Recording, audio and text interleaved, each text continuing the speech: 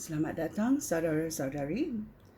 Kita sudah belajar mengenai siapa Roh Kudus.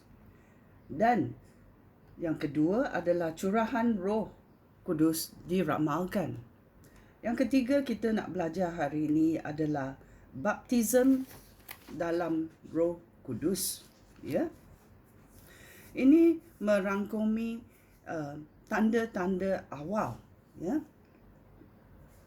Baptism ini, kita selalu mahu merasai atau melihat bukti sebagai tanda bahawa Roh Kudus bekerja dalam hidup kita. Contohnya pengalaman, ya.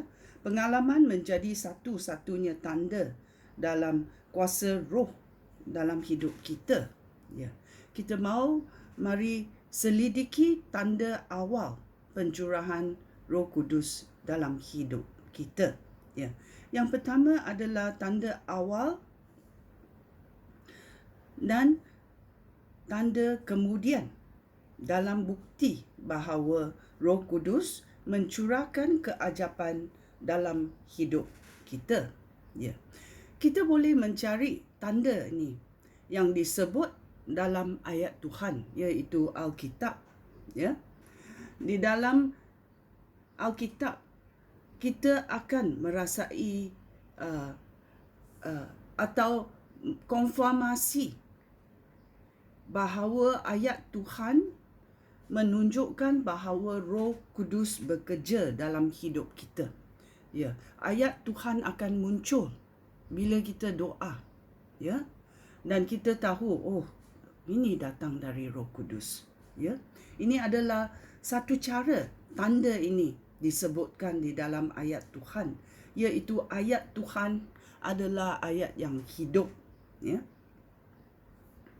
Yang ketiga, kita tahu bahawa ada dalam Alkitab pengalaman orang-orang yang diceritakan di dalam Alkitab, dan ini membawa bahawa kenyataan ini benar. Roh Kudus memang bekerja dalam hidup mereka, ya.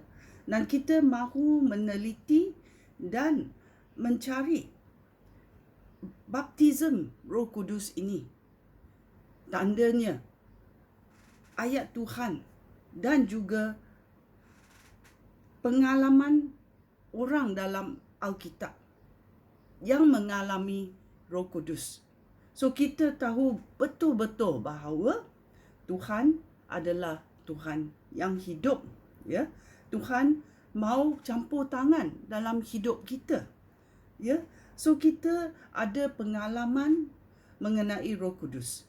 Kita ada ayat dari Roh Kudus. Kita juga boleh membaca bahawa orang-orang dalam Alkitab, pernah juga mengalami Roh Kudus dan boleh menjadi contoh penggalak kepada kita, ya. Ini adalah tanda awal baptism Roh Kudus dalam hidup kita, ya. Sekian, terima kasih. Shalom.